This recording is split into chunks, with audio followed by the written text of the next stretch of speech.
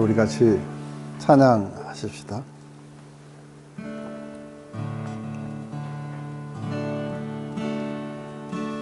감사해요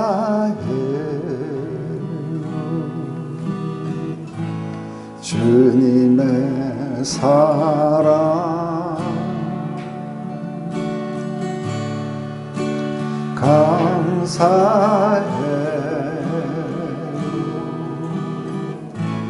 주님의 은혜, 목소리 높여 주님을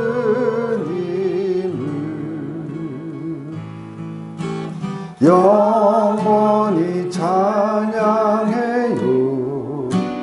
나의 전부이신 나의 주님. 다시 한번 감사해요. 감사해요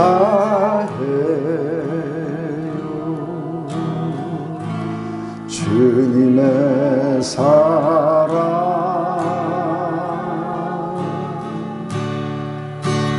감사해요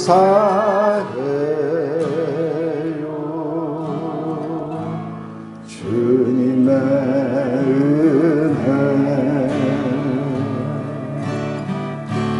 목소리 높여 주님을 영원히 찬양해요. 나의 전부신 나의 주님,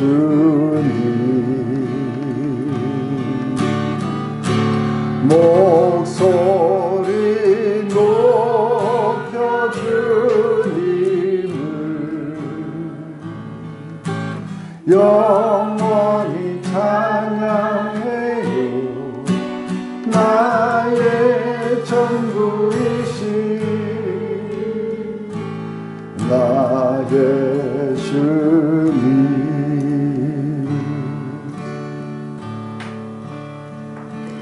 이와 같은 때에 난 노래하네, 사랑을 노래하네 주님께. 이와 같은 때에 손 높이 손 높이 드네 주님께. 주님 사랑해요,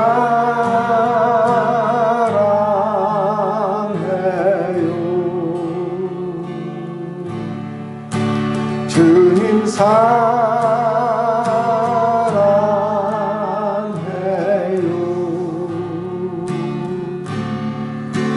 주님 사랑해요,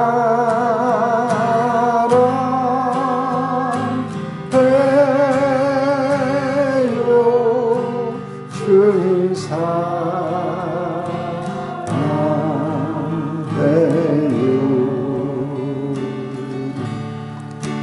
이와 같은 때에 난 노래하네, 사랑을 노래하네 주님께. 이와 같은 때에 손 높이 드네, 손 높이 드네 주님께. 주님 사랑해요,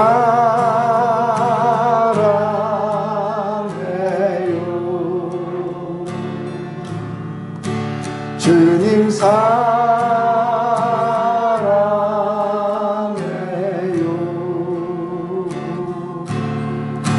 주님 사랑해요,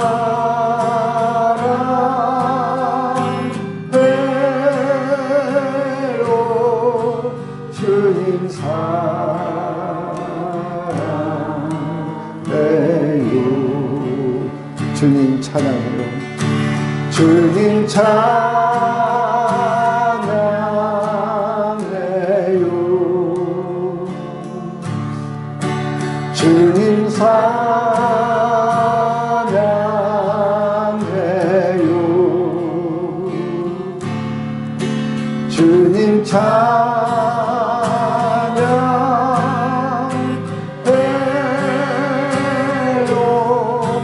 주님 찬양해요.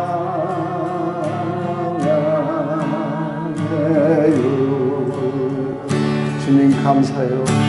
주님 감사해요.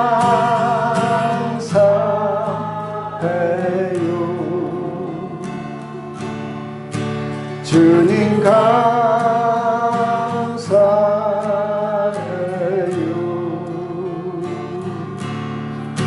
주님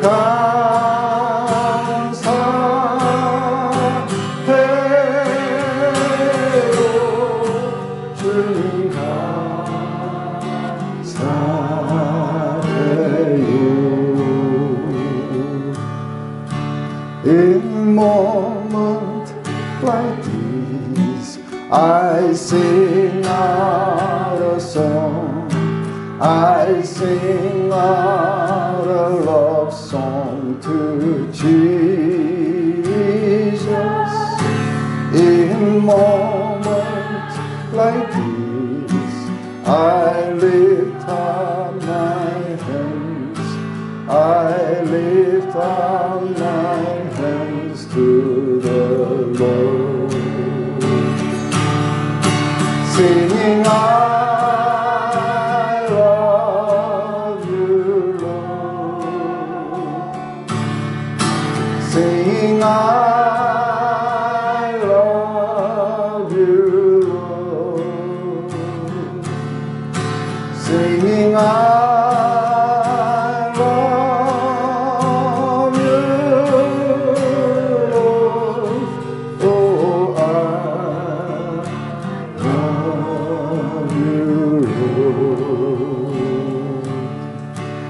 주님 사랑해요.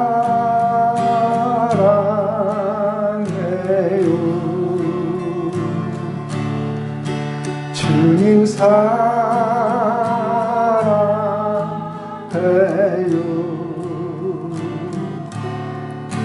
주님 사랑해요.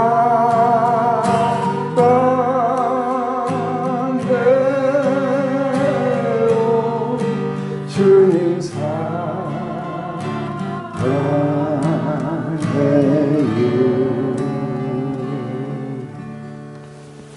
하나님, 오늘 이 아침 우리가 주님 앞에 감사와 사랑의 노래를 불러드렸습니다.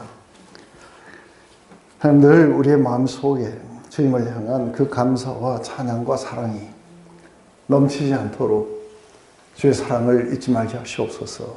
주님이 우리에게 베푸신 그 은혜가 우리의 삶에 새로운 활력이 되어서 우리의 모든 삶을, 우리의 모든 생각을, 우리의 모든 감정을 이끌어 나갈 수 있도록 하나님 그렇게 역사해 주셨길 기도합니다.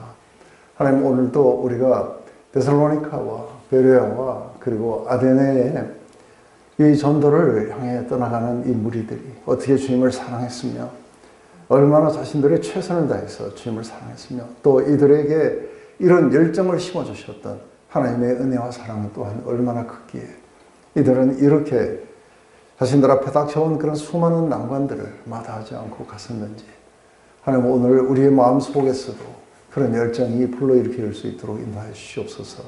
예수님의 이름으로 기도드렸습니다. 네.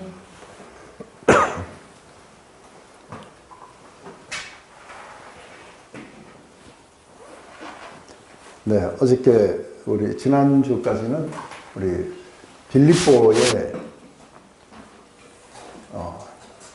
어떻게 해서 빌립보가 복음화 되었는지 그 부분을 하면서 굉장히 점치면서 귀신 들려서 점치는 여자를 쫓아내줌으로 말미암아 아주 굉장히 많은 매를 맞고 감옥에 이렇게 갇히게 됐던 사도 바울. 그렇지만 이제 그것을 찬양으로 또 기도로 극복하고 그러고 나서 그곳에 빌립보에 아주 소수의 그런 조그마한 무리들이 예수님을 받아들였고 그리고 이 사람들로 말미암아 이렇게 빌립보 교회가 이렇게 성장했던 것을 봅니다.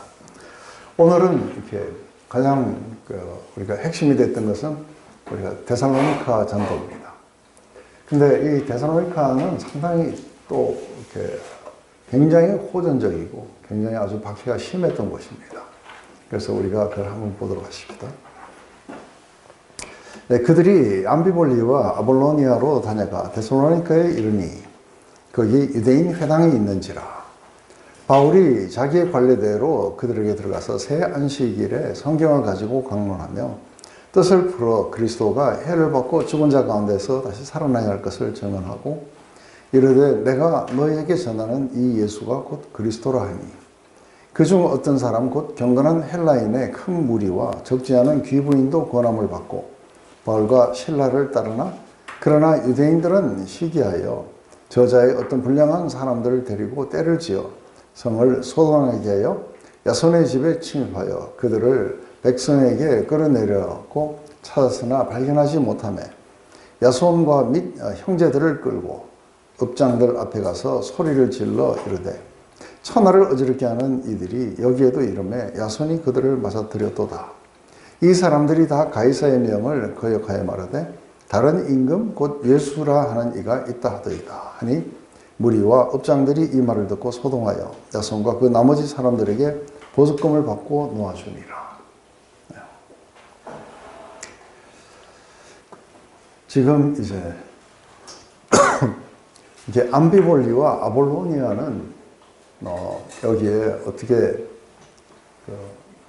복음을 전했는지에 대한 그 이야기들은 잘 안 나옵니다. 그래서 아마도 복음을 전했을 거라고 봅니다. 하지만 굉장히 중요한 것은 지금 누가가 사도행전을 기록한 목적에 의해서 많은 부분들을 이렇게 삭제하고 어떤 부분들을 선택해서 이렇게 집어넣었을 거라고 봐요. 그래서 특별히 빌립보가 어떻게 그렇게 복음화가 됐으면 또 데살로니카가 복음화되었고 이 데살로니카로 말미암아 다른 곳은 어떻게 되었을까 했을 때 베레아라든지 또 아데네라든지 이런 데는 그렇게 큰 박해 같은 게 없었어요. 근데 데살로니카가 아주 심했고 사실은 나중에 우리에게 오늘날까지 남아있는 게 데살로니카 이게 전후서가 남아있어요. 이게 이제 데살로니카가 상당히 중요한 도시였고 그랬다고 봐요. 그래서 이게 암피볼리, 아볼로니아 이런 데가 도대체 어떤 데인지 한번 이렇게 보면은 2차 전도여행이 이렇게 안디옥에서부터 시작되었고 다소로 이렇게 더베, 르스라, 이고니온, 그다음에 안디옥 이렇게 했다가 아시아로 가려고 그러다가 위로 이렇게 비두니아로 가려고 했다가 무시아로 와서 여기 트로아에서 이렇게 환상을 보고 이렇게 빌립보로 넘어갔어요. 그죠? 넘어가고 여기에서 이제 전도를 다 끝내고 이제 데살로니카 쪽으로 향해 갔어요. 이 데살로니카는 상당히 중요한 도시인 것이 데살로니카는 마케도니아, 여기를 마케도니아라고 하고 밑에를 아가야라고 해요. 근데 이 마케도니아의 주도예요. 이거는 아마 로마가 나누는 구역일 거라 봐요. 그래서 밤빌리아, 길리기아, 갈라디아, 아시아 이러듯이 마케도니아, 아가야 해가지고 끝이 다 아자로 끝나요. 그죠? 야 아니면 아. 근데 이 빌립보에서 암비볼리, 에볼로니아 그리고 데살로니카로 이렇게 가게 돼요. 근데 이 사이에 암비볼리, 아볼로니아를 거쳐서 가고 그리고 여기서 밤에 야간 도주에서 베레아로 갔다가 항구로 나와가지고 배를 타고 아데네로 이렇게 오게 돼요. 그래서 여기는 조금 북마케도니아에 조금 더 줄여 놓은 건데 이렇게 그러니까 네아폴리라는 데가 여기가 빌립보로 들어가는 항구예요. 그죠? 조금 안쪽에 있어서 지금 거의 이렇게 바닷가로 했다가 요거를 반도 같은 거를 이렇게 통과해서 이렇게 갔어요. 데살로니카까지. 근데 우리가 이제 이거를 이렇게 보면은 제일 먼저 이제 여기서 우리가 알 수 있는 것은 누가가 같이 안 갔다는 거를 이렇게 알아요. 그들이 그래요. 우리가 하다가 갑자기 그들이로 바뀌었죠. 그래서 지금 누가는 빌립보에 남아 있고 이제 그들이라고 하는 거는 바울과 실라와 디모데 세 사람이 그렇게 갔을 거라 봐요. 근데 여기서 이제 그 암비볼리 아볼로니아 여기가 좀 어떻게 되는가 했을 때 약간 상당히 이렇게 짧지 않는 거리예요. 빌립보에서 한 60km 와야 암비볼리가 나오고요. 그리고 암비볼리에서 아볼로니아까지도 한 50km 가야 돼요. 그러니까 거의 한 110km 정도 와야 되죠. 그죠? 근데 이때 당시에 사도 바울의 몸 상태가 어땠는지 감옥에서 나와가지고 그 교회를 든든히 하고 얼마 며칠 동안 그랬는지 모르지만 그렇게 곧바로 출발해서 나갔어요. 그래서 바울과 실라는 매를 맞았기 때문에 상당히 몸 상태가 안 좋은데 지금 굉장히 장거리를 이렇게 지금 걸어가고 있어요. 그런데 이제 좀 더 이렇게 뭔가 치료를 끝마치고 그리고 몸이 아주 정상이 됐을 때 그렇게 떠나야 되는데 그게 별로 이렇게 상관 안 했던 것 같아요. 그래서 지금 60km, 50km 하고 또 이제 50km 이상을, 한 55km를 가야 데살로니카가 나와요. 근데 여기 그 아볼로니아에서 데살로니카까지는 이게 오르막이에요. 오르막이면 좀 더 힘들죠, 그죠? 그러다가 여기 좀 늪지대 같은 거예요. 근데 이 오르막을 쫙 올라가면 뭐가 보이냐면은 그러니까 올림푸스 산이 보여요. 올림푸스 산은 알기로는 그리스 로마 신화에 신들이 사는 곳이라고 하는 거예요. 그게 올림푸스 산이 보이면서 밑으로 한국 바닷가 쪽으로는 데살로니카 이 도시가 이렇게 보입니다. 근데 이때 당시에 데살로니카는 한 20만 명 정도가 살았다고 그래요. 그러니까 상당히 큰 어떤 대도시였을 거라고 봐요. 그래서 빌립보에서부터 따져서 보면은 한 165km를 지금 걸어온 거예요. 그러면 거의 여기서 대전 정도 되나요? 네, 그 정도 아마 이렇게 걸어가야 되는 그런 정도가 될 거라고 봐요. 그래서 여기에는 그 우리가 빌립보는 로마의 그 직할 도시였고 이렇게 로마 시민권을 주어졌기 때문에 지금 유대인들이 못 살아요. 네로가 집권할 때까지는 거의 못 들어가게 돼요. 근데 데살로니카는 그렇지 않았어요. 그래서 데살로니카에는 상당히 많은 유대인들이 그렇게 살았어요. 그래서 회당도 하나가 있는 게 아니라 여기에 보면은 이제 정관사 더가 있으면 하나밖에 없어요. 근데 그게 빠져 있는 걸 보면은 이제 여러 개 있었다고 봐요. 제법 많은 유대인들이 있었다고 봐요. 그렇기 때문에 이렇게 대도시였는데도 불구하고 유대인들의 이 반발이 이렇게 상당했을 거라 봐요. 그래서 이렇게 다수들. 이 사람들이 이제 우리가 그러니까 머사야, 그러니까 이게 메시아라고 하는 거는 이게 히브리 말이에요. 이것은 기름 부은 자라는 말을 하다가 구원자로 바뀌게 된 거예요. 그러다가 이게 그 헬라어로 바뀌면은 이게 그리스도예요. 그래서 그리스도나 메시아나 똑같은 말이에요. 다만 하나는 헬라어고 하나는 히브리어예요. 이제 바울이 여기에 들어가서 근데 여기에 들어가 가지고 근데 회당에 대해서 아주 안 좋은 기억들이 많이 있을 거예요. 그죠? 회당에 들어가면은 믿는 사람도 있지만 박해도 아주 심했던 곳이 그곳이에요. 그런데 또다시 이제 회당에 들어갈 때 약간 트라우마 같은 게 있었을 텐데 또다시 그 회당에 들어가서 이제 그리스도가 어떻게 해를 받고 죽고 부활하고 그래서 우리의 그리스도가 됐는지에 대해서 이거를 계속해서 그래서 그분이 바로 우리의 구원자다. 이걸 갖다가 지금 이야기하고 있는 거예요. 그런데 어디를 가든지 꼭 이야기할 때 뭐냐면 그리스도가 우리의 죄를 위해서 죽으셨다만 이야기하지 않아요. 거기 보면 꼭 부활을 하셨다는 것. 이게 굉장히 이렇게 중요한 건데 부활에 관한 이렇게 교리가 사실은 한국 교회에서 많이 이렇게 잘 이야기가 잘 되지 않아요. 그래서 왜 이렇게 되는가 했을 때 우리가 한번 고린도전서 15장에 가면 부활이 지나갔다 하는 이것에 대해서 반박하면서 고린도 교회에 대해서 부활에 대해서 이야기할 때 이렇게 이야기해요. 그리스도께서 만일 다시 살아나지 못하셨으면 우리가 전파하는 것도 헛것이요. 또 너희 믿음도 헛것이라. 그리스도께서 다시 살아나신 일이 없으면 너희 믿음도 헛되고 너희가 여전히 죄 가운데 있을 것이요. 또한 그리스도 안에서 잠자는 자도 망하였으리니 만일 그리스도 안에서 우리가 바라는 것이 다만 이 세상의 삶뿐이면 모든 사람 가운데 우리가 더욱 불쌍한 자라.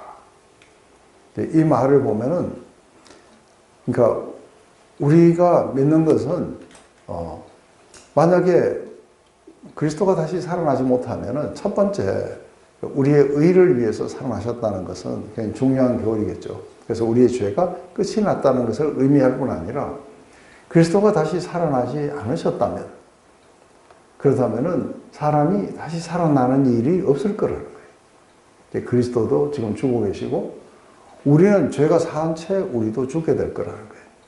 그래서 우리는 영원한 생명을 가지지 못할 거라는 거예요. 그렇다면 우리가 믿고 있는 이 믿음도 사실은 전부 다 헛게 된다는 거예요. 왜냐하면 우리는 심판을 피하고 영원한 생명을 우리가 얻는다 하고 이렇게 우리가 듣고 믿었는데 그런데 죽고 끝이 난다면은 그렇다면 우리가 믿는 건 뭐냐 하는 거죠. 그리고 우리는 여전히 죄 가운데 있게 될 것이다. 이 이야기는 여전히 우리는 죄가 아직도 다 사함을 받지 못했기 때문에 우리는 여전히 죄 가운데 이렇게 놓여 있게 되는 것이다. 그리고 그리스도 안에서 잠자는 자들, 이 사람들은 모두가 예수님을 믿고 죽었던 사람들이에요.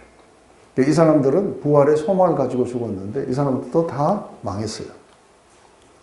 그래서 이 세상의 삶이 끝이라 한다면 그렇다면 우리 그리스도인들은 괜히 우리가 있지도 않는 미래에 대한 소망을 가지고 여기에서 굉장히 많은 것들을 우리는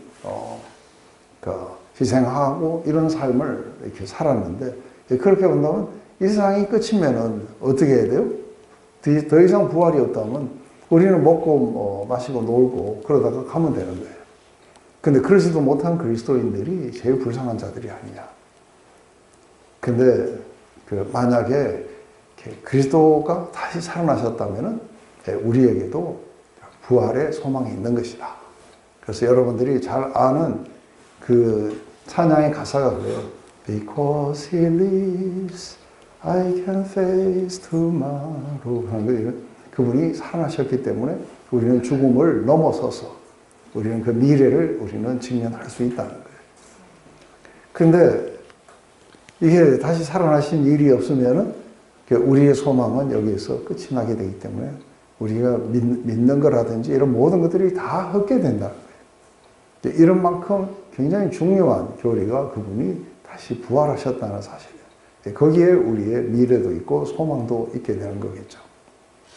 뿐만 아니라 그분이 그래서 다시 살아나셨기 때문에 우리의 모든 죄가 처리가 됐다는 것을 알려주셨고 그리고 이제는 우리가 의를 입을 수 있게 되었다는 거죠.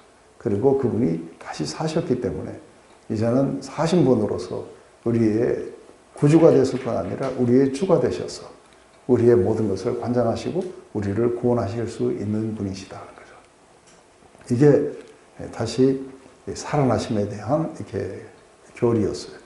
아마 이런 것을 자세하게 풀어서 가르쳤을 거라 봐요. 그 단순하게 예수께서 우리의 죄를 위해서 죽으시고 그리고 다시 살아나셔서 우리의 구주가 되셨습니다. 이렇게만 했다면 못 알아들었을 거예요. 근데 이것을 고린도 전서에서 이렇게 자세하게 이야기를 하고 바울에게는 예수님이 다시 부활하셨다는 것과 성령을 받았다는 것이 무지무지하게 중요해요. 그렇기 때문에 이것에 대해서는 아주 상세하게 이렇게 가르쳤을 거라고 봐요. 이게 이제 계속해서 그리스도의 십자가에서 죽으심뿐 아니라 부활하심도 지속적으로 했고 이게 성령 전체의 핵심이에요. 그분이 우리를 위해서 죽으시고 그리고 우리를 위해서 살아나셨다는 것.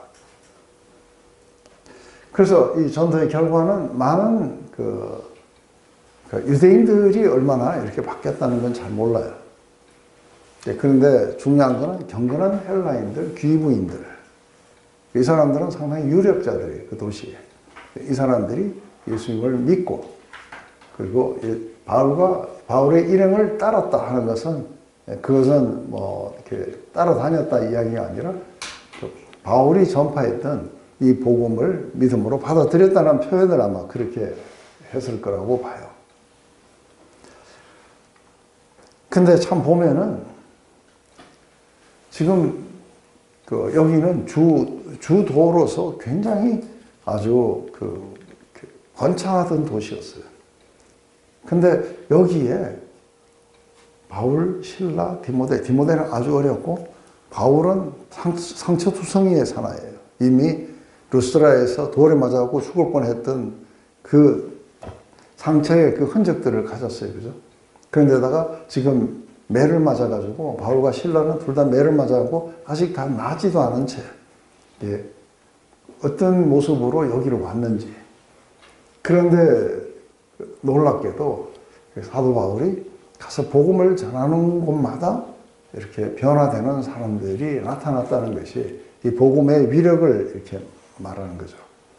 지금 그런 몸으로 160km를 걸어와가지고 회당에 들어가서 이렇게 했을 때 그래서 사도 바울은 그렇게 말하지 않을 수가 없는 거예요.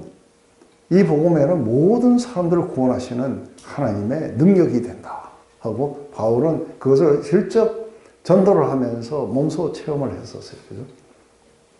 저 또한 그것을 굉장히 믿는 것은 제가 아주 90년에 예수님을 만나고 나서 지금까지 특별히 제가 목회했던 그 기간 안에는 이 복음이 전파되었을 때 수많은 사람들이 받아들이고 삶이 변화가 됐어요.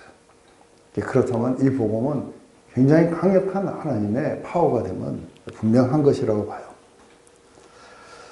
근데 처음에 들어갔을 때 모습이 그랬다는 것을 우리가 데살로니가 전서에 보면 그렇게 써놔요. 형제자매 여러분, 우리가 여러분을 찾아간 것이 헛되지 않은 줄을 여러분이 잘 알고 있습니다. 여러분이 아는 바와 같이 우리가 전에 빌립보에서 고난과 모욕을 당했으나 심한 반대 속에서도 하나님 안에서 담대하게 하나님의 복음을 여러분에게 전했습니다. 하고 이게 지금 데살로니가 전서에서 그렇게 표현을 하고 있어요. 그래서 분명히 이렇게 자기가 고난을 받았지만 이 복음이 사람들을 변화시킬 거라는 것에 대한 믿음 때문에 우리는 그런 것에도 불구하고 담대하게 여러분에게 복음을 전했고 여러분은 믿음으로 받아들였습니다 하는 걸 갖다가 지금 일깨워주는 거죠. 그러자 이제 유력자들을 빼앗기고 이렇게 된 유대인들이 또 가만히 있을 리가 없어요. 그래서 이들을 이제 유대인들을 아마 모아가지고 급습을 했는데 야손이라는 자가 있어요. 근데 아마 이 사람이 사도 바울의 일행을 집에다가 묵게 했는지, 왜냐하면 야손이 이들을 들였도다 하고 이야기해요. 그런데 이 야손이라는 자가 사도 바울 일행이 야손이라는 자의 식객이었을까는 조금 이렇게 의문이 있어요. 그래서 야손이 그냥 집회 장소로서 자기 집을 허용했는지, 어쨌든 믿는 사람들이 생겼으니까 어디에선가는 모여야 돼요. 그죠? 그런데 이 데살로니카에서는 얼마 동안 강연을 해요? 3주를 갖다가 이야기를 했다고 그래요. 그래서 여기 보면 새 안식일에 성경을 가지고 강론화의 뜻을 풀어 지금 방금 설명했던 이것을 증언하고 이르되 너에게서 나는 이 예수가 곧 그리스도라. 바로 이분이 바로 우리의 메시아가 되시는 분이시다. 그러자 이제 경건한 헬라인들, 그 큰 무리와 적지 않은 기부인도 권함을 받고 바울과 실라를 따랐습니다. 유대인이 이렇게 시기에서 지금 저자에서 어떤 불량한 사람들을 데리고 때를 지어 급습한 거예요. 그러니까 사실은 이렇게 시장에서 이렇게 불량배들, 조폭들 이런 사람들을 돈 주고 시켜가지고 지금 이들을 공격한 거예요. 근데 이 사람들은 이 회당에서 뭘 하고 있는 거예요? 하나님의 말씀을 배우고 있는 곳이에요. 거기에 있는 사람들이 했는 걸 보면은 지금 뭘 하고 있는 거예요? 조폭들을 사용해가지고 지금 복음을 전하는 사람들을 공격한 거예요. 그렇다면은 이제 이런 것에서 우리가 한 가지 알 수 있는 건 이 회당에서 예수를 전하지 않고 만약에 율법을 전했더라면은 이들은 아무 문제가 없을 거예요. 그죠? 근데 율법을 전함을 받은 사람들, 율법을 공부했는 사람들의 이게 삶이라는 게 아무 영향을 못 미치고 있는 거 보세요. 그뿐만 아니라 이들 자체가 이런 아주 더러운 짓을 갖다가 서슴없이 할 수 있는 거예요. 이게 우리가 결국은 이 율법은 자기 중심성으로 이렇게 이끌어가기 때문에 그렇기 때문에 자기들이 뭔가가 손해를 보거나 자기들이 뭔가가 권위를 잃거나 했을 때는 아주 이렇게 사납게 돌려나는 걸 봐요. 그래서 지금 이제 그 야손의 집에 침입한 거예요. 근데 이 야손에 대해서는 조금 그거 했는 게 그래서 여기 빌립보에서는 그 루디아라는 여자가 이렇게 집에다가 이렇게 청했어요. 그죠? 그래서 거기에 식객이 돼서 이렇게 할 수 있었어요. 그런데 여기에서는 야손이 이렇게 이 사람들을 맞이해서 이들을 이렇게 3주 그리고 이 길면은 3개월 정도는 있었을 거라고 봐요.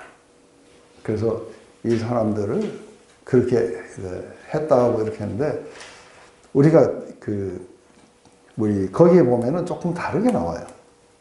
우리 데살로니가 전서에 보면은 조금 다르게 나오는 거죠. 그래서 여기 보면 우리 데살로니가 전서 2장 9절에 이런 말이 나와요.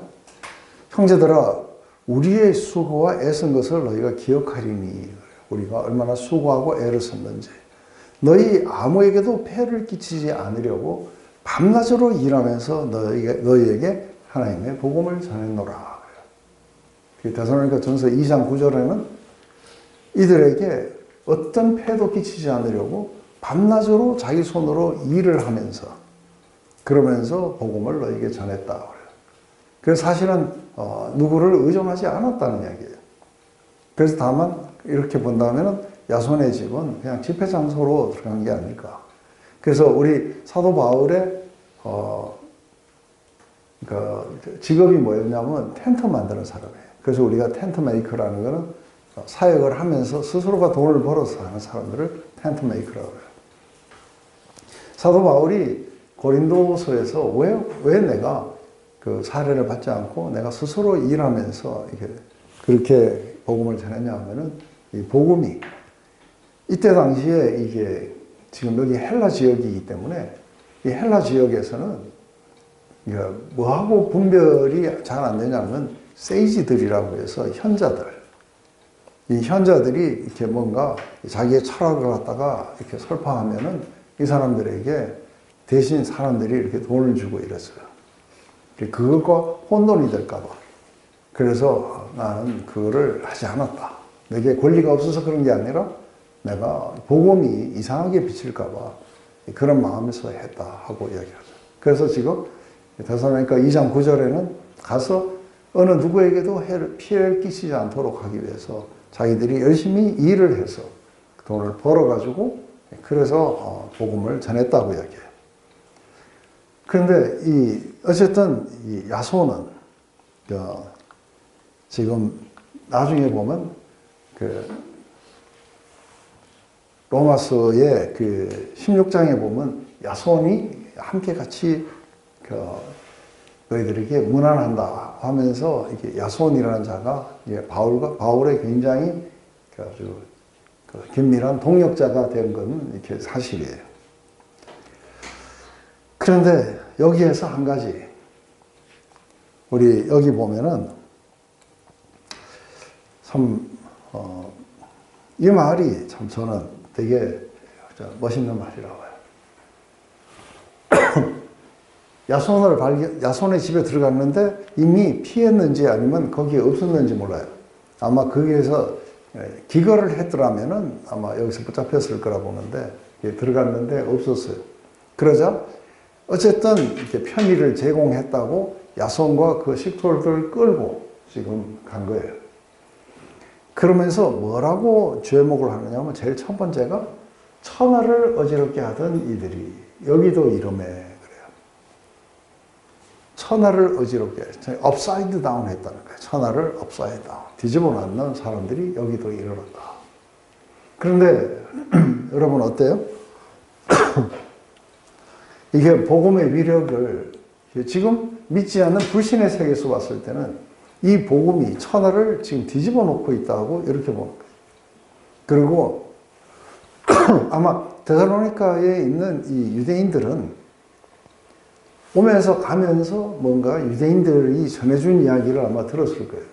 들었는데 지금 이 바울이라는 자가 지금 가는 곳마다 교회가 생기고 회당 안에서 많은 사람들이 믿음으로 빠져나가고 이런 일이 있다는 걸 아마 미리 들었을 거라고 해요. 그래 놓으니까 지금 이 읍장에 이렇게 고발한 내용의 첫 번째 천하를 어지럽게 하던 사람들이 여기도 이런 거예요. 이것은 영향력이 무지무지했다는 거예요. 마치 이렇게 토네이도처럼 그런 어떤 영향력을 미쳤다고 봐요. 저는 복음의 능력이 그렇다고 저는 확신해요. 그런데 복음을 잃어버린 교회는 천하를 어지럽게 못해요. 그죠? 아무것도 못 바꿔요. 제도화된 교회들은 아무것도 못 바꿔요. 이게 회당이라는 곳이 이게 사실 자기들끼리 모여서 뭔가 법을 갖다가 어떻게 지키느냐, 뭐 하느냐, 복잡하다는 이야기를 했을 뿐이지, 천하가 아니라 옆집 사람도 못 바꿔요. 그죠? 그래서 이 사람들을 맞았다고 하면서 지금 이제 예수님이 그러니까 그리스도, 큐리오스, 이게 그게 뭐냐면 이 호칭은 누구에게만 붙일 수 있냐면 황제에게만 붙일 수 있어요. 그런데 이게 그리스도라고 했는 이 큐리오스라고 했다고 해서 이게 또 다른 임금, 곧 예수라는 이가 있다 하더이다 하고 이것은 이제 반역에 해당되는 거예요. 그러자 이제 지금 뭐 막상 그렇게 말하는 사람은 없어졌고 지금 남는 건 뭐예요? 그 사람을 도왔다고 하는 야손밖에 없어요. 그래서 보석금을 받고 놓아주었다 했는데 보석금이라고 했는 이 단어 자체가 돈을 받고 놓아주었다. 또 이렇게도 볼 수도 있지만 사실은 이 단어 자체는 각서를 쓰고 놓아줬다고 이렇게 볼 수도 있어요. 각서에 뭐라고 썼는지 몰라요. 그죠? 어쨌든 다시는 그런 거를 그 도를 갖다가 다른 사람에게 전파하지 않겠다든지 아니면은 뭐 바울이 오면은 고발을 하겠다든지 뭐 무슨 각서를 썼든지 이걸 쓰고 이 사람들은 풀려났어요. 그렇지만 여기서 우리가 뒤에서 보면 이 야손이라는 자는 나중에 로마서에 보면은 로마 교회 편지할 때 바울 곁에 있어요.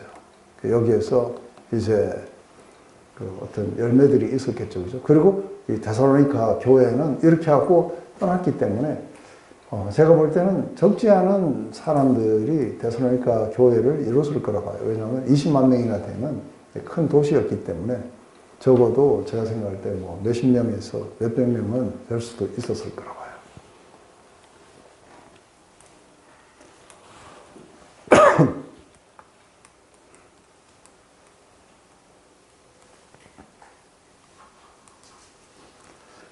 네, 이제 베레아로 한번 넘어가 봐요.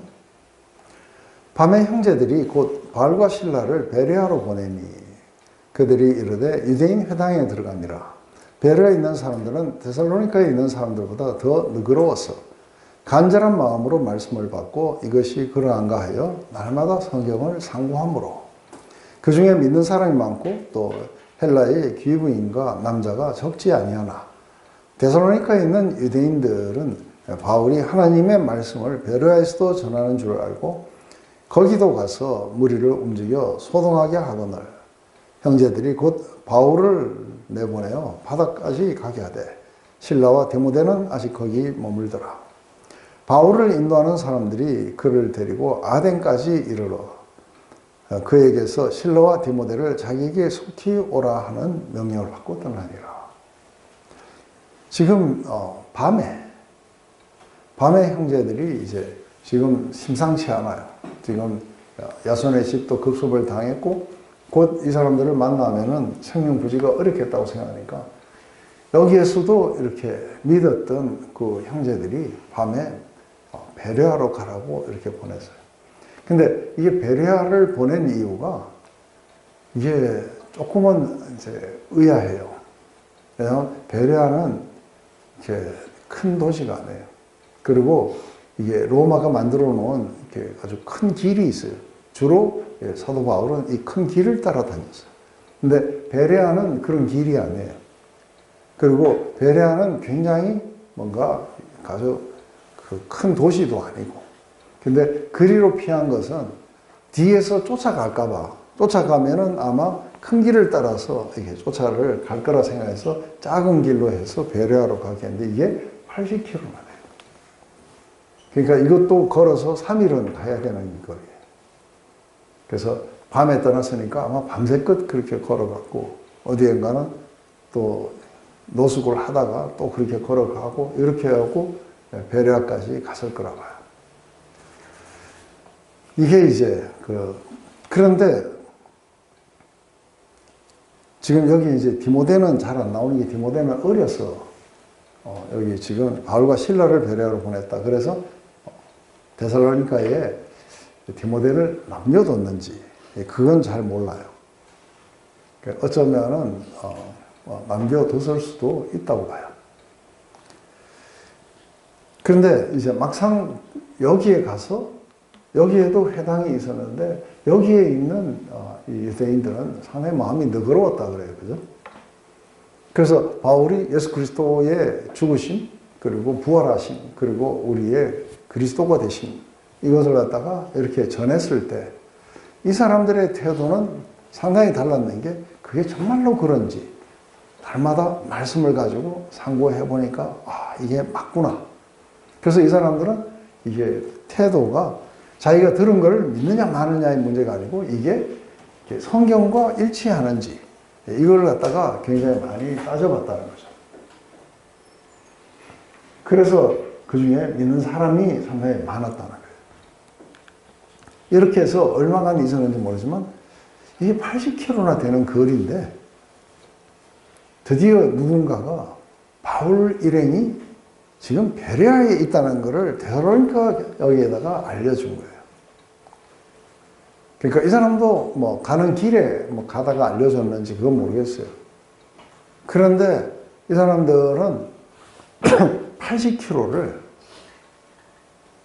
뭐예요? 바울을 갖다가 공격하기 위해서 이 80km를 이렇게 와요. 저는 이걸 보면은 중풍병 환자를 메고 온 친구들의 이야기 속에서 저기 유대나 예루살렘에서 예수님을 공격하기 위해서 그 거리를 걸어와가지고 그날 예수님과 이렇게 논쟁을 벌였던 이 바리새인들을 한번 생각해봐요. 어떻게 본다면 참 할 일 없는 사람들이에요. 그죠? 그런데 자기들이 믿고 있는 것이 이게 뭔가가 잘못됐다는 공격을 받으면은 이렇게 아주 열광적으로 거의 광신적으로 이렇게 바뀌어버리는 이 종교적인 사람들이 분명히 있는 것 같아요. 이 사람들은 80km를 왔다가 가면은 체력도 상당히 쉽지가 않는데 그런데 또 이 3일을 걸어가고 자기 생업에도 지장이 있을 거 아니에요. 또 3일을 가야 되니까 이게 일주일은 이렇게 공쳐야 돼요.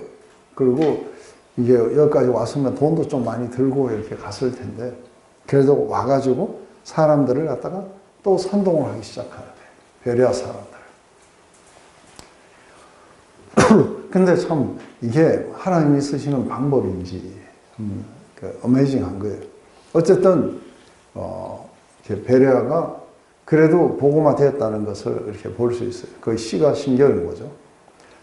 그런데 여기서 있다가 데살로니가 사람들이 자꾸 와갖고 뭔가 바울 일행이 굉장히 위험에 더 처하겠다고 생각하니까 얼른 바울과 바울을 갖다가 바다까지 가게 하고 아까 봤지만 거기서 배를 타고 백길 따라 300km예요. 그러니까 배를 타고 가면은 뭐 제가 생각할 때 한 5일이나 일주일 정도는 걸렸을 거라고요. 그 거리를 지금 가고 있는 거예요. 그런데 이때 한 가지 놀라운 거는 지금 혼자 갔어요. 그래서 바울을 내보내요. 그래요. 이런 소동이 일어나자 바울만 지금 보내고 있어요. 바다까지 가야 돼. 실라와 디모데는 아직 거기 머물더라 그래요. 그래서 베레아에 실라와 디모데를 거기다가 놔둔 채 바울만 지금 배를 타고 지금 도망을 가고 있어요. 그런데 이 사람들이 이때 당시에 이게 보면은 제가 하와이 갔을 때도 한번 이런 거를 경험했는데, 제가 이렇게 사다리를 놓고 천장이 아마 거기가 창고였나 봐요. 근데 그걸 이렇게 반쯤 올라가는 사람에게 제가 화장실이 어디냐고 물어봤어요. 그랬더니 올라가다가 말고 뭐예요? 화장실 그러더니 짐을 들고 올라가다 말고 화장실 그러니까 이걸 짐을 들고 도로 내려오더라고요. 그러더니 놔두고 자기 따라오래요. 그러니까 이렇게 갖고 그 블락 끝에 이렇게 돌아가서 화장실 앞에 가서 여기가 화장실이다. 그러면 도로 가는 거예요. 그래서 굉장히 충격을 받았어요. 아니 친절해도 어떻게 이렇게 친절할 수가 있느냐. 굉장히 친절했는데 이 사람들을 배 타고 300km를 같이 갔어요. 그래서 바울을 인도하는 사람들이 그를 데리고 아덴까지 이르러 그래요. 아테네까지 갔어요. 참 보면은 대단한 사람들이에요. 그죠? 복음을 자기들에게 전해줬고 거기서 은혜를 받았고, 이 사람들은 지금 이제 다른 어떤 것들보다도 이런 이 은혜의 복음을 전하는 바울의 생명이 귀중하다고 생각했으니까 혹시라도 가다가 공격받을까 싶어갖고 지금 호위무사로 지금 거기까지 간 거예요. 그러면서 거기에서 이제 바울에게서부터 무슨 이야기를 듣냐면 실라와 디모데를 자기에게 속히 오라 하는 명령을 받고 떠나니라. 그래서 이 사람들은 떠나고 이제 실라와 디모데가 아테네로 내려와라 하는 이야기를 듣고 지금 이 사람들은 다시 돌아갔어요. 왜 이걸 속히 오라고 했는가 했을 때 사실은 자기가 외로워서 그런 게 아니라 지금 데살로니카와 이 베레아의 상황을 상당히 걱정하고 있는 거예요. 그래서 그게 궁금해서 죽겠는 거예요. 이 사람들을 보고 다시 오라 할 수는 없어요. 그죠? 그러니까 바울과 실라와 디모데를 지금 내려오라고 해서 뭔가 그쪽 상황을 듣고 싶었던 거예요. 그래서 사실은 이제 거기에서 다시 이제 우리가 조금 있으면 만나게 돼요. 그래서 굉장히 복잡해요. 그래서 또 다시 보냈다가 또 고린도에서 만났다가 또 거기서 또 보냈다가 이게 몇 번을, 이게 지금 디모데는 거기를 몇 번을 왔다 갔다 하는지 몰라요. 소위 쉬었다가 또 고래에다가 사람의 기술과 고안으로 새긴 것들과 같이 여길 것이 아니니라. 알지 못하던 시대에는 하나님이 간구하셨거니와 이제는 어디든지 사람에게 다 명하사 회개하라고 하셨으니 이는 정하신 사람으로 하여금 천하를 공의로 심판하는 날을 작정하시고 이에 그를 죽은 자 가운데서 달리 살아나신 것으로 모든 사람에게 믿을 만한 증거를 주셨음이니라. 아니라 그들이 죽은 자의 부활을 듣고 또 어떤 사람은 조롱하고 어떤 사람은 이 일에 대하여 내 말을 다시 듣겠다 하니 이에 바울이 그들 가운데서 떠나매 몇 사람이 그를 가까이 하여 믿으라. 그 중에 아레오바오 관리 디오누시오와 다마리라 하는 여자와 또 다른 사람들도 있었더라 하고요. 지금 이제 아고라에서 지금 아레오바고로 가서 철학자들하고 지금 논쟁을 벌이고 있어요. 이게 제일 먼저 종교심이 너희들은 상당히 많다. 그래서 이게 이 사람들의 종교심이 많은 걸 갖다가 지금 이렇게 이용하는 거예요. 그래서 범사에 종교심이 많기 때문에 이런 신상들도 상당히 많은 거예요. 어디 갔는데, 여러분들 예를 들어서, 네팔이든지 아니면은, 거기 어디에요? 지금 중국에게 합병되어 있지만,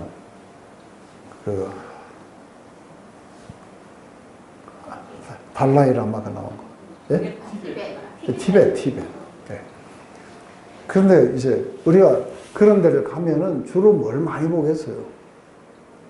뭐, 종교심이 많은 데를 가보면 주로 이제 뭐 사람이 만들어 놓은 이렇게 신상들 뭐 아니면 뭐 위에다가 찬란한 무슨 깃발들 뭐 이런 것들이 많이 있다는 것. 이런 것들은 사람들 안에 종교심이 상당히 많은 거예요.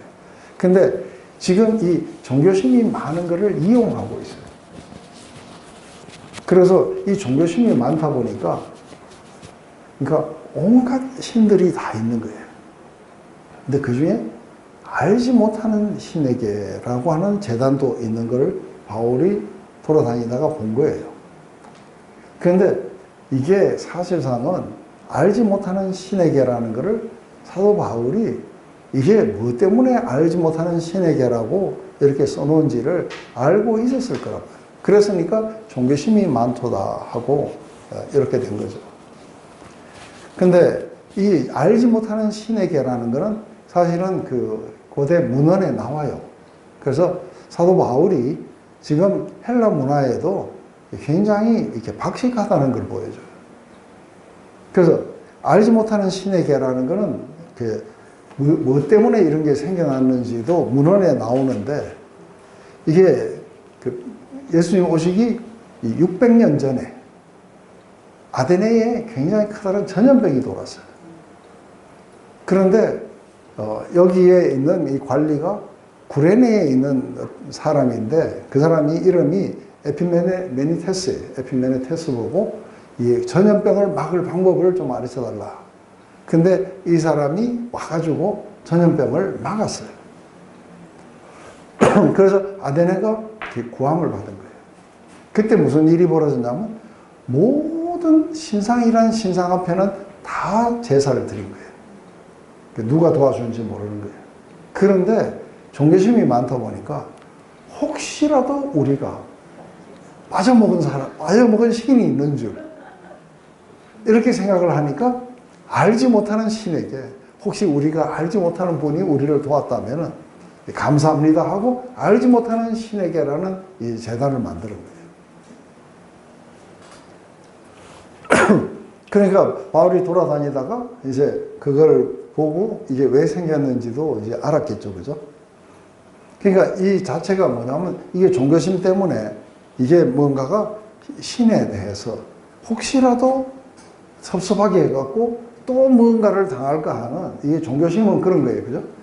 신에 대해서 알고 싶진 않아요. 그렇지만 혹시라도 잘못 우리가 처신을 했다가 그 신이 노하게 되면 또 전염병이 돈다든지 이럴 수가 있으니까 만반의 준비를 갖추는 게 이게 종교예요. 자기 삶을 지키려고 하는 거죠. 그걸 있는 걸 보면서 이야기를 하는 거예요. 알지 못하는 신에게 했는데 그거 오늘 내가 가르쳐 줄게. 알지 못하는 신이 누군지. 그래서 이게 이제 이들과 접촉할 수 있는 접촉점이라고 생각합니다. 단순하게 에피쿠로스 학파가 뭐가 잘못됐는지 또 스토아 학파가 왜 이게 잘못된 건지 이런 거를 이렇게 논리적으로 따져 들어가기 전에 이제 우선 접촉적이 필요한 것이 알지 못하는 신에게라는 거예요. 그래서 그 알지 못하는 신, 그 신을 내가 설명을 해주겠다 하고 이야기를 하는데 하나님을 이제 뭐라고 소개하냐면 우주와 그 가운데 있는 만물을 지으신 하나님께서 천지의 주제신이 그래요. 이게 주제라는 게 뭐예요? 우리가 만유의 주제 했을 때 이 주제라는 건 주인이라는 뜻이에요. 그래서 제일 먼저 창조주로서 하나님을 설명을 해요. 우리가 온 우주와 그 가운데 있는 만물을 누가 지었냐면 너희들이 알지 못하는 신이었다는 거예요. 너희들이 이 하나님에 대해서 무지했는데 오늘 내가 너희 그 무지를 벗겨주겠다. 그분이 누구냐면 온 우주와 만물을 지으신 분이시다. 그리고 만물의 주인이 되신 분이시다. 그런데 이들은 신들이 뭐가 부족해가지고 가가지고 자꾸 뭐를 바쳐야 돼요. 그죠? 그래서 안 바치면은 뭔가 섭섭해하고 화가 나고 이런 신을 섬기고 있는 거예요. 그런데 이 만물을 지으신 분은 부족함이 없으신 분이라는 거예요. 그래서 제일 먼저 손으로 지으신 전에 계시지 아니하고, 근데 이들은 다 어디에 있어요? 신전에 가 있는 거예요. 그래서 이들은 신전 밖에 못 나와요. 근데 만물을 지으신 분은 손으로 지으신 신전 안에 계시는 분이 아니시다. 그리고 뭔가가 부족해갖고 인간의 그런 섬김을 받아야 되고 이런 분이 아니시다. 그래서 이는 만민에게 생명과 호흡과 만물을 친히 주시는 분이시다. 그분은 우리에게 생명, 호흡, 그리고 우리의 필요한 것들을 친히 우리에게 주시는 분이시다. 지금 우상들과 어떻게 다른지, 이 우상들은 이게 뭐예요? 만물을 지으지 않았어요.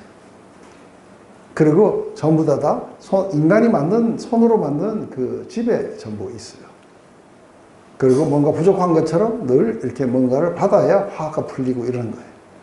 근데 그게 아니라 직접 온 만물을 지으신 분이 직접 우리에게 생명과 호흡과 그리고 필요한 모든 것들을 주시는 분이시다. 뿐만 아니라 인류의 모든 족속을 한 혈통으로 만드사. 그래서 이게 전부 아담으로부터 전부 출발해요. 그죠? 그래서 모든 인류는 전부 다 한 혈통으로 되었는데 온 땅에 살게 하시고, 그래서 온 땅에 살게 하시고 이 나라들을 이렇게 서로가 다른 나라들로 이렇게 만들어 주셨다는 거예요. 그래서 그 거주의 경계를 한정해 주신 분도 하나님이시다. 그런데 왜 그렇게 하냐면은 모두가 다 각각의 다른 문화, 그들의 다른 어떤 관습을 통해 갖고 하나님을 갖다가 찾아올 수 있도록 하기 위해서 그렇게 한 것이다. 근데 이들도 뭔가가, 그러니까 이게 종교심으로 말미암아 신이 있다면은 하고 뭔가 하려는데 굉장히 이렇게 이해할 수 없는 그런 신들이. 그래서 그리스 로마 신화에 보면 이게 신들이 인격화돼 가지고 와가지고 바람도 피우고 뭐 잘못도 하고 뭐 이런 별걸 다 해요. 그죠? 겨우 이렇게 인간의 그 모습 속에서 약간 능력이 더 있다는 것, 이거 외에는 별게 없어요. 그런데 지금 여기에서는 사람들이 이렇게 더듬어서 찾아올 수 있도록, 그래서 자기들이 가지고 온 그런 어떤 지역, 문화, 이런 모든 것들을 통해 가지고 하나님을 찾아올 수 있도록 그렇게 해주셨다. 그런데 찾기만 한다면 그분은 우리가 너무너무 멀리 계신 분이 아니다. 근데 손만 뻗으면 늘 우리가 찾을 수 있는 그 위치에 계시는 분이라고 이야기를 해요. 이게 오늘날 우리가 하나님을 만나려고 우리가 저기 예루살렘까지 갈 필요가 없다는 거죠. 그죠? 그리고 어디 계시나요? 하고 광야를 헤맬 필요도 없고, 산속에 들어가 가지고 하나님 어디 계시냐고 할 필요도 없고, 그 우리의 마음 속에 와 계세요. 손만 뻗으면 언제든지 그분을 접촉할 수 있는 분으로 이렇게 하는 거예요. 그래서 우리 각 사람에게서 멀리 계신 분이 아니시다. 늘 우리와 함께 하시는 분이시다. 하는 걸 이야기를 해준 거예요. 이건 상당히 새로운 지식이에요, 이들에게. 그러면서 이제 요 뒤에 나오는 이야기는 이들이 즐겨 이렇게 사용하던 시에 나오는 이야기들이에요. 그게 뭐냐면은 우리가 그를 힘입어 살며 기동하며 존재하느니라 하고 이야기하고, 너희 시인 중에 어떤 사람의 말과 같이 우리가 그의 소생이라 하니. 그래서 지금 이게 둘 다가 시에 나오는 거예요. 그래서 이거를 그 사도 바울이 알았다는 거는 이게 참 확실히 참 이렇게 대단한 거예요. 그래서 제일 먼저 우리가 보면은 우리가 첫 번째 이게 나오는 거예요. 우리가 제우스의 아들 미노스가 있어요. 근데 이 미노스가 제우스에게 경의를 표할 때 뭐라고 표현했냐면 우리가 당신 안에서 살고 움직이고 존재하고 있다 하는 이야기를 하는 거예요. 이게 제우스에게 해줬던 그것을 갖다가 끄집어내고 하나님에게 우리가 그분으로 말미암아 우리가 살아있고 기동하고 그리고 존재하고 있다 하는 게 첫 번째였어요. 그래서 제우스 덕분이 아니라 누구 덕분이냐 하면 바로 이 너희들이 알지 못하는 그 하나님 덕분에 너희들이 살아있는 거다. 그래서 이거는 너희들이 알고 있는 제우스가 그랬다는 건 사실은 허구다. 그래서 너희들이 의식하고 있든 의식하지 못했든 너희들이 생명을 갖게 되고 호흡을 하게 되고 이런 모든 것들은 제우스가 아니고 바로 그분으로 말미암아 너희는 살아있고 기동하고 또 존재하고 있다. 이게 이제 제우스에게 바쳤던 것을 이제 하나님께로. 두 번째 시, 이것을 갖다가 이제 우리가 그의 소생이라 하는 거죠. 그래서 너희 시인 가운데 누군가는 우리가 그의 소생이라 했다. 이거는 이름도 참 어려워요. 그죠? 에피메니테스. 이게 시보다 더 잘 알려졌던, 원래 그것은 아까 살고 기동하고 이거는 에피메니테스의 시였어요. 근데 이거는 BC 3세기에 아라투스의 그 시에 나와요. 그 페노메나라는 그 시에서 뭐라고 하냐면 제우스를 가리켜 우리가 그의 소생이라 하는 말이 나와요. 그래서 전부 제우스에게 받았던 것들이에요. 그런데 또 다른 그 시가 그러니까 제우스의 창가 이런 어떤 시에도 똑같이 우리가 그의 소생이라 하는 말이 나와요. 이걸 갖다가 바울은 우리가 그의 소생이라. 그래서 너희 시인 중에 어떤 사람이 말한 것처럼 우리가 바로 이 하나님의 소생이다. 하나님으로 말미암아 우리가 이 땅에 존재하는 것이다. 참 학식이 대단해요. 그죠? 이런 것까지 다 그리스 로마 신화까지도 다 섭렵을 했나 봐요. 근데 그것에 어디에 나온다 이런 거는 이렇게 하진 않았지만 이런 걸로 인해 가지고 너희들이 그렇게 알고 있던 그 하나님이 바로 이 하나님이시며 그분이 그 아들을 보내셔서 우리의 모든 죄를 정하시고 다시 살리셔서 우리에게 영원한 삶을 주신 분이시다. 바로 예수님이 바로 너희들을 구원하실 메시아인 것이다. 이렇게 이제 복음을 전할 때 그들이 알고 있는 이 지식을 사용해 가지고 이제 하나님께로 방향을 돌리는 걸 봐요.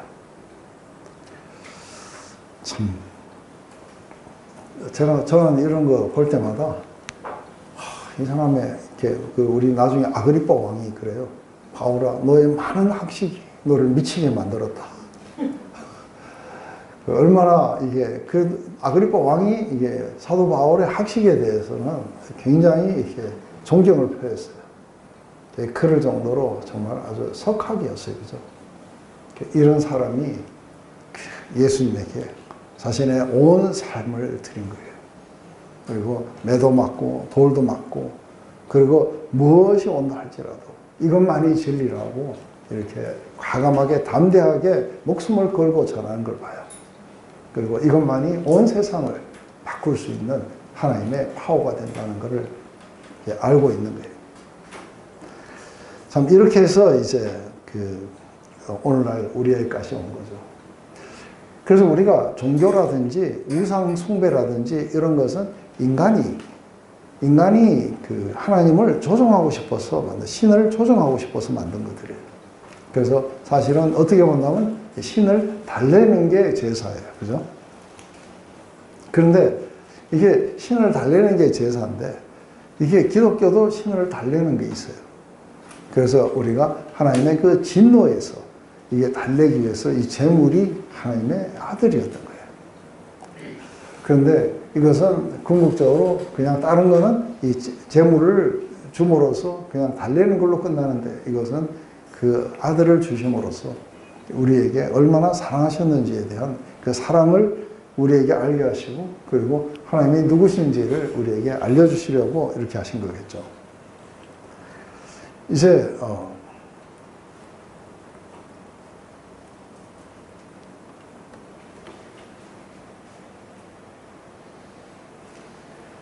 그래서 이와 같이 하나님의 소생이 되었습니다. 우리가 하나님으로부터 태어났다면은 하나님을 금이나 은이나 돌에다가 사람의 기술과 고안으로 새긴 것들과 같이 여길 것이 아니니라.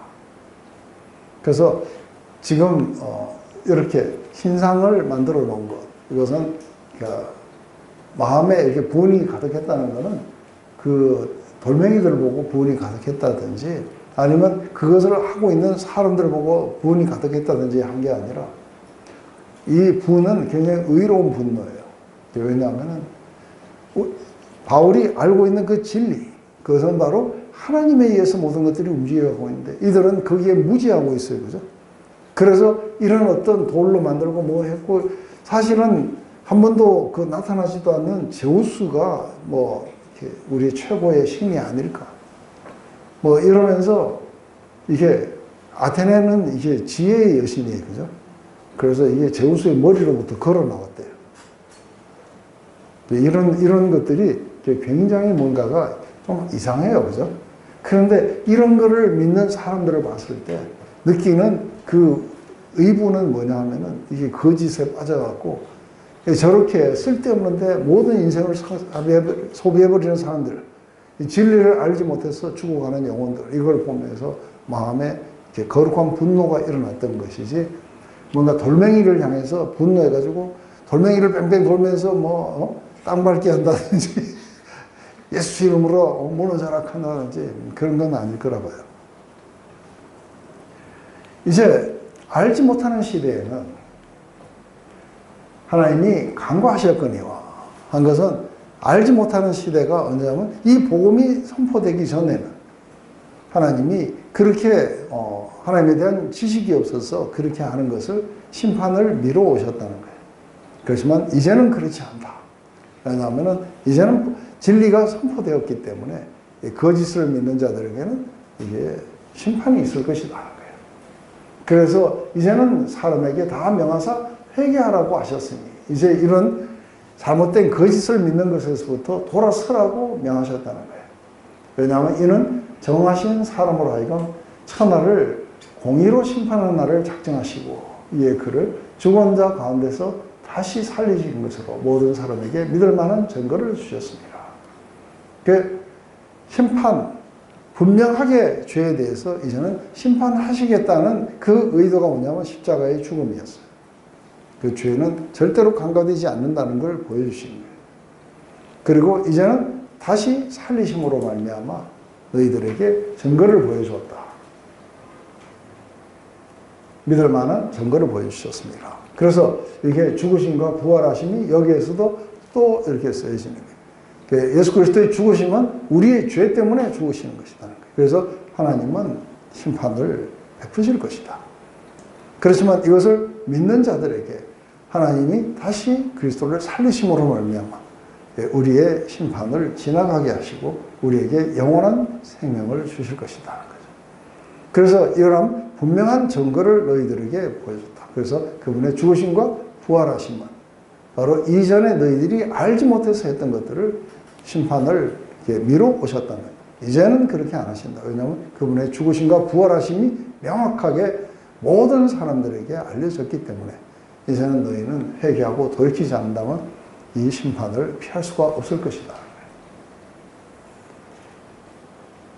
그렇게 말하니까 그들이 죽은 자의 부활을 듣고 어떤 사람은 조롱하고 부활했다고 이야기하니까 이게 택도 없는 이야기하지 마라.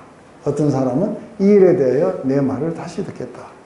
참 새로운 이론이에요. 그죠? 새로운 이론 하니까 생각났는데 우리 교회에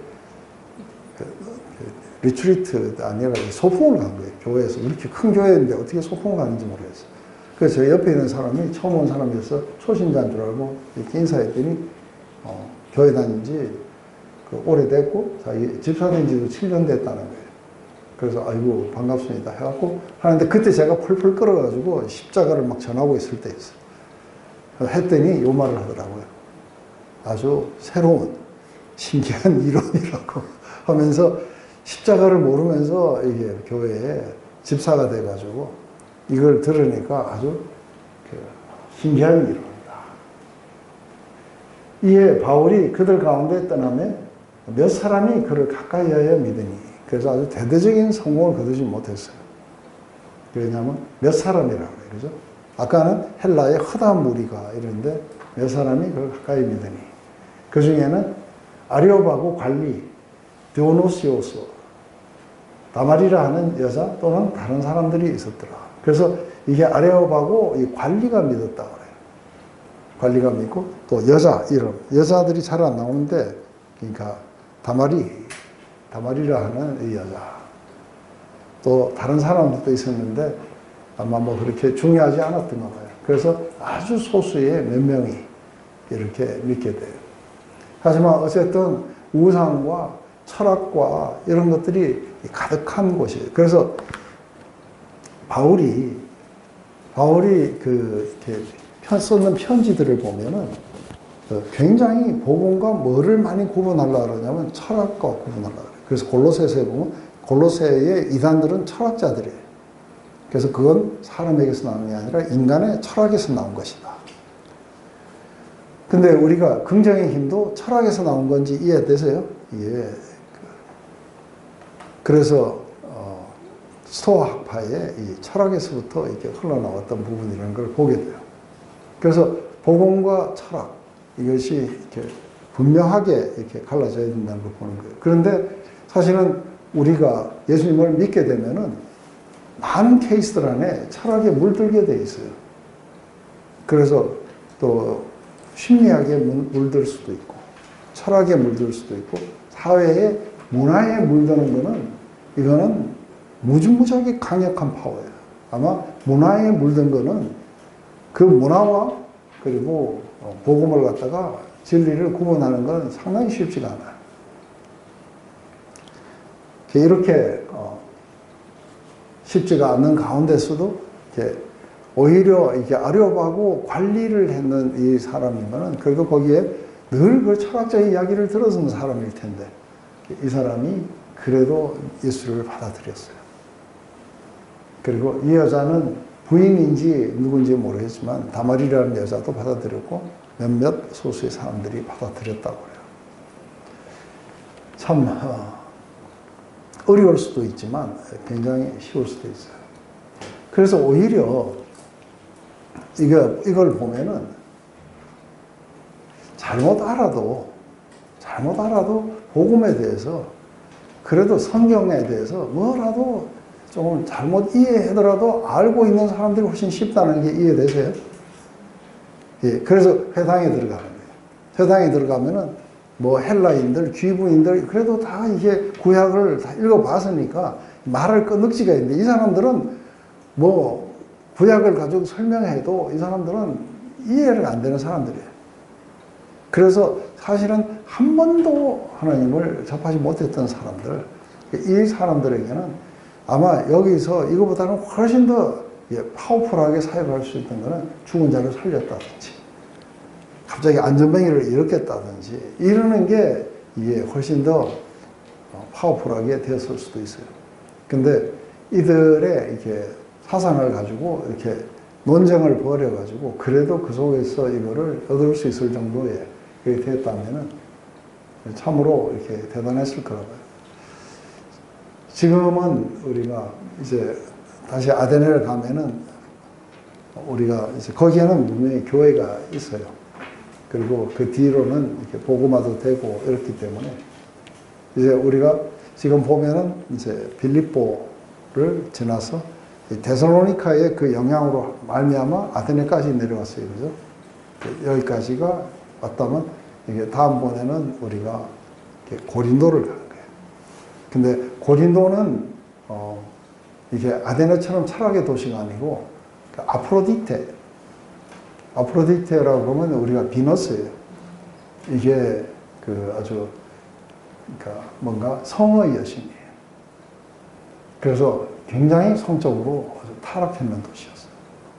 거기에서 대성공을 거두게 되면 이제 그게 3차 전쟁의 마지막 말미가 그렇게 끝나. 이렇게 고난으로 시작했다가 마지막에 굉장히 커다란 성공을 끝나고 2차 전쟁을 마치고 이렇게 이제 돌아가는 것이죠. 기도하고 마칠게요. 하나님, 오늘 데살로니카, 베레아, 또 아데네가 이렇게 보고가 되는 것을 봤습니다.